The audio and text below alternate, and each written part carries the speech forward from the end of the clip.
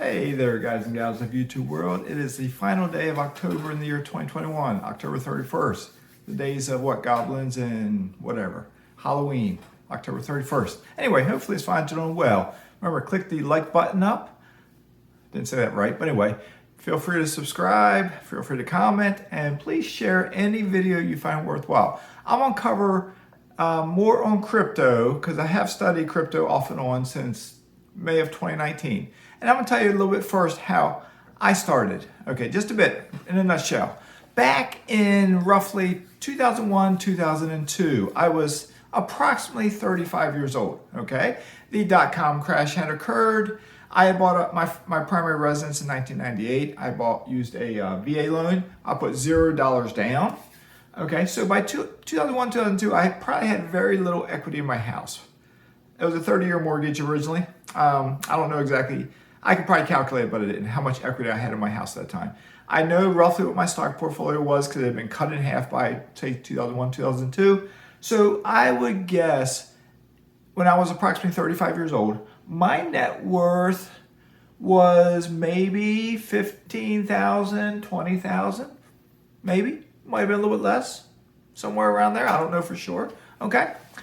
Compare that to your own life, because I've talked to a lot of people through the years that tell me they don't have enough money to invest. They don't have time to learn how to invest. And I put this out to my mastermind group just a little bit ago. And 20 years, because I was 2001, 2002 was about 20 years ago, right? So 20 years ago, my net worth, yes, it was positive, which was a very good start, okay? But it wasn't very much. From 2002 to 2012, that's a 10-year period, I added very little new money to my investments. I was putting money into my 457 plan on a regular basis every paycheck. It was $25 a month, $50 a month, $75 a month. I'd back it back down to 50, 25 because times were tight, money was tight. I had two boys. Money was just really tight. So I never put a lot in there as time went on.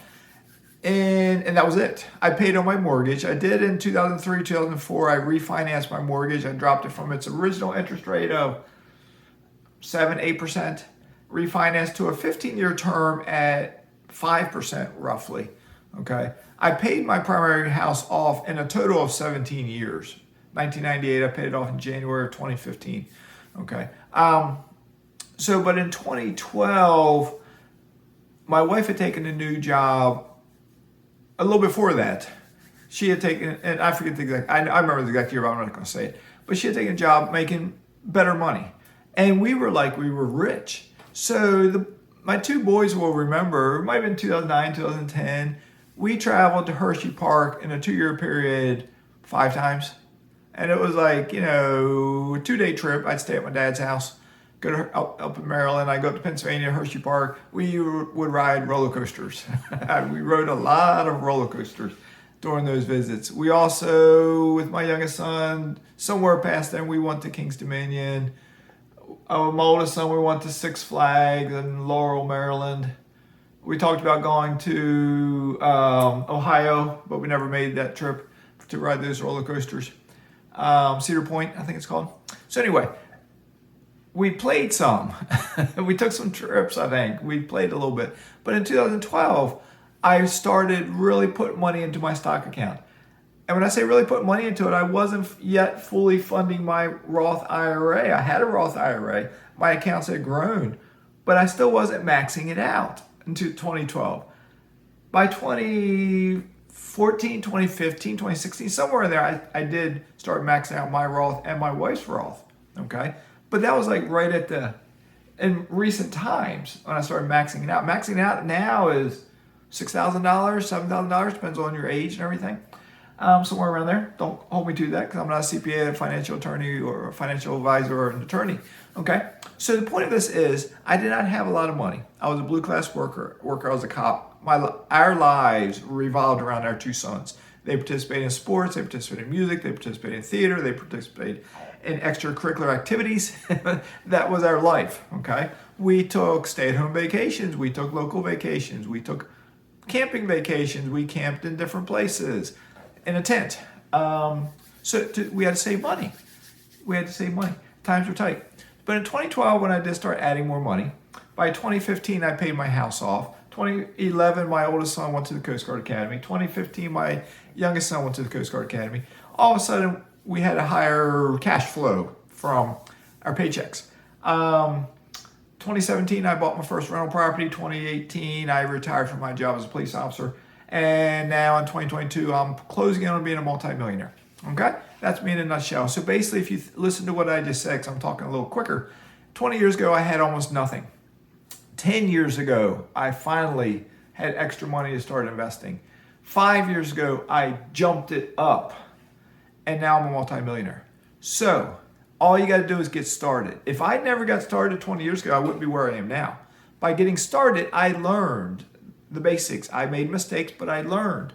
So by 2012, when I had more money to invest, I had more money. My stocks had grown. I wasn't rich. I might have been in six figures. I don't know exactly what I had. But if I had never started, I never would have got to where I am now. That's why I stress you got to get started. Okay? So moving on to crypto. I don't know when I first heard about crypto, 3, 4, 5 years ago. I don't know. But in 2019, I went through a week, May of 2019, where I studied a lot about cryptocurrency, the blockchain, Bitcoins, Ethereum, and other stuff, the infrastructure. And I was really tempted to invest in it then, but I didn't have as much money as I do now. And I don't have a lot of money. I don't have money now. I have assets now. But I didn't do it because it just reminded me it was too early. I didn't have enough spare change to put it into like a diversified portfolio. Fast forward to today, 2022, almost 2022. Crypto is getting a lot of hype. Everybody and their brother is investing in crypto, okay? I will throw this out, and I was thinking of this last night, I realized what the problem is right now. As I said, everybody and their brother, their mother, their cousin, their aunt, their taxi driver, the Uber driver, et cetera, is investing in crypto. For the majority of them, that is their only investment, okay? So they are just jumping on the hype train. They're just putting the little bit they have, maybe $500, maybe $1,000 into something. It may go up a lot. It may not. They don't know. They're just speculating. They're gambling, okay? The little bit I've studied it, if I wanted to buy cryptocurrency right now, I could figure out which currencies to buy with the best potential for gain along with the best chance of preservation of my investment, okay? I don't want to lose my money, all right?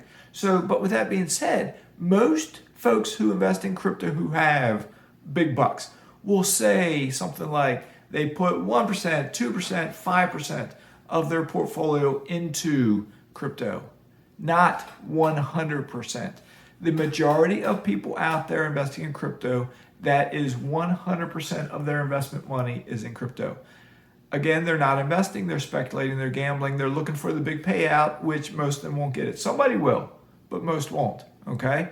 So what I encourage you to do is to develop a balanced portfolio.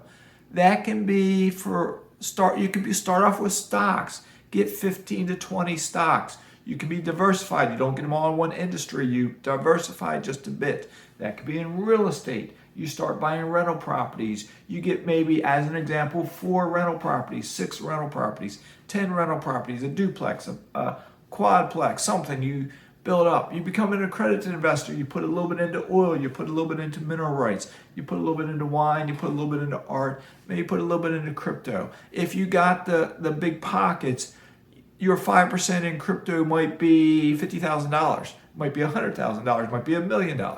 Okay, but if you only have $500 and you put it in crypto, you're gambling. Put it in something safer. Okay, it's easier to study the stock market than it is to study crypto. You can look at companies, real stuff, real companies. You can walk into a Starbucks. You can go ride a roller coaster at Disney World. You can put spices on your dinner from McCormick. You can get on the internet and use cloud stocks. You know, on and on and on and on. But they're real companies, and you can look at their quarterly earnings. You don't have to study. You don't have to be an accountant. Are they making money or are they not making money? Are they growing or are they not growing? It's not that complicated, okay? If you want to get into real estate, if you got $25,000, you can buy a rental property. All right, if you got $100,000 in your IRA, you can buy rental property. All right, if you have no money at all but you want to buy rental property, you can buy rental property. You can figure it out. All right, but if you have no assets at all and you just want to plop down $500, $1,000, $2,000, $5,000 into crypto, I'm saying you're making a mistake. Okay, and I'm not an expert. I'm just Mazske. Okay, all right. So see if you can copy me. Try to beat me if you can, but don't gamble with trying to beat me. Because when people gamble, they lose it. All right? Methodically keep plugging along. You can do what I did. You can become a multimillionaire in 5 years if you got a high paycheck. If you don't have a high paycheck and you're a blue-collar worker, you can become a multimillionaire in 10 years to 15 years. Okay? It can be done. All right? All right. Mazske is signing out.